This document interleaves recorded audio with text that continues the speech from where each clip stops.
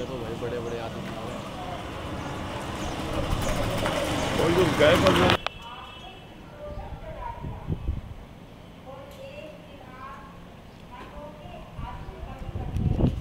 नमस्कार, आपका स्वागत है मेरा देश चैनल में। तो ये जो योजना आपने बताई है कि जो गाय दूध नहीं देती, उसके बारे में आप कुछ कर रहे हैं, तो कृपया बताएंगे आप क्या?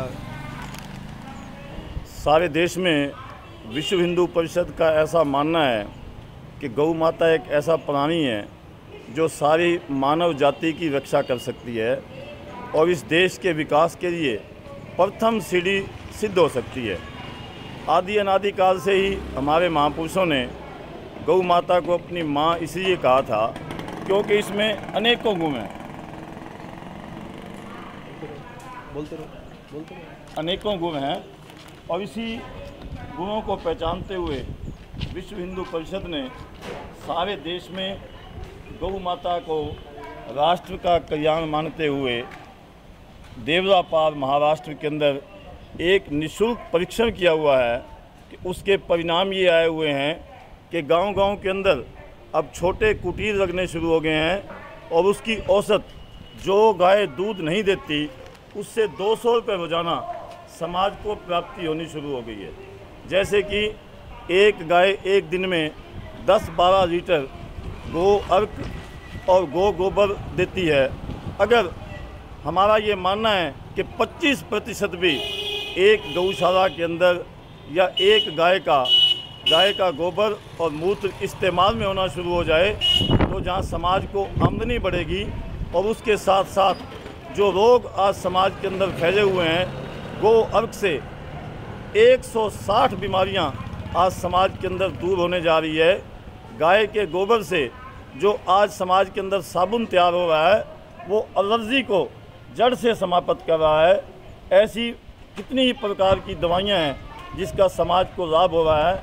हमारा समाज के लोगों से और गौ भक्तों से विश्व हिंदू परिषद की तरफ से निवेदन है कि गाय एक बहुत ही उपयोगी प्राणी है और सरकार से भी हम ऐसा निवेदन करते हैं कि वो गाय को एक उपयोगी प्राणी मानते हुए इसकी ठीक से रक्षा करे, ताकि समाज के अंदर आज जो सबसे अधिक गौ माता दुख पा रही है, आज इस नगर के अंदर 45 टेम्परेचर है लेकिन गाय को कहीं भी पीने का पानी नहीं मिल रहा। अगर हम इसके धार्मिक अर्थ को देखें तो महर्षि स्वामी दयानंद जी महाराज ने सत्यार्थ प्रकाश में ये स्पष्ट लिखा है कि जिस नगर खेड़े के अंदर गौ माता को कष्ट होगा वहाँ कितने ही धार्मिक अनुष्ठान क्यों ना किए जाएं, उनका सार्थक परिणाम नहीं आएगा। इसलिए नगर की जनता से और सभी गौ भक्तों से मेरा निवेदन है कि अपने घर से पहली रोटी गौ माता के लिए निकालें और इसके लिए पीने की पानी की व्यवस्था करें। और सब गौशालाओं से हम निवेदन करते हैं कि गौशाला के अंदर जितना गाय का गोबर होता है और जितना मूत्र होता है उसका ठीक से इस्तेमाल करें। गौ माता एक ऐसा प्राणी है जो हमारे सारे समाज के हित का सार्थक बन सकता है। यही निवेदन मैं विश्व हिंदू परिषद की तरफ से सतपाल मधु जो पूरे प्रांत का काम करता हूँ निवेदन करता हूँ। जय गौ माता, जय भारत माता। तो इसमें दूसरे प्रांतों में, दूसरे जिलों में, भारत के सारे देश में ही हमने ये कार्य शुरू किया हुआ है। लगभग विश्व हिंदू परिषद की इस देश के अंदर 400 गौशालाएँ हैं जिसमें बहुत सारी गौशालाएँ अपने पाँव पर खड़ी हैं, आत्मनिर्भर हैं। केवल वो गौ माता की रक्षा ही नहीं कर पा रही बल्कि समाज के अंदर भी वो जैसे रोग मुक्त कर रही हैं। इससे बनी हुई औषधियाँ देवरापाल के अंदर लगभग 40 प्रकार का सामान बन रहा है, जैसे गौ का अर्क, साबुन, फरनैल, धूप अगरबत्ती, जो समाज के लिए बड़ी भारी लाभदायक सिद्ध हो रही है। और हमें पूर्णतः उम्मीद है कि बहुत ही जल्दी सरकार भी सारी व्यवस्था को समझेगी और इसमें पॉजिटिव काम करेगी और बहुत ही जल्दी गौ माता पूरे देश के अंदर नए रोजगार लाएगी। युवा पीढ़ी को रोजगार मिलेगा, गांव-गांव के अंदर छोटे कुटीर लगेंगे और बहुत ही जल्दी ये देश विश्व गुरु गौ माता के माध्यम से बनने जा रहा है। धन्यवाद सर।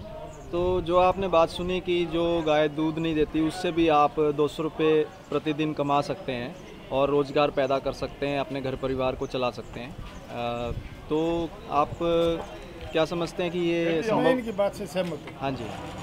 बहुत बढ़िया कहा इन्होंने, क्योंकि हाँ गाय जी। के द्वारा जो मलमूत्र है वो भी औषधि बनाने के काम आता है ना, इसलिए गौ माता की रक्षा आप सर करनी क्या चाहिए। कहेंगे इस बारे में? हम इनके विचारों से सहमत हैं, जो तो- भी इनने कहा है। तो आगे आप इसमें कोई सहयोग करना चाहेंगे इस कार्य में? देखो जी, कोशिश तो होगी हमारी, जो भी हो सकेगा सहयोग करेंगे। बहुत बहुत धन्यवाद जी आपका भी।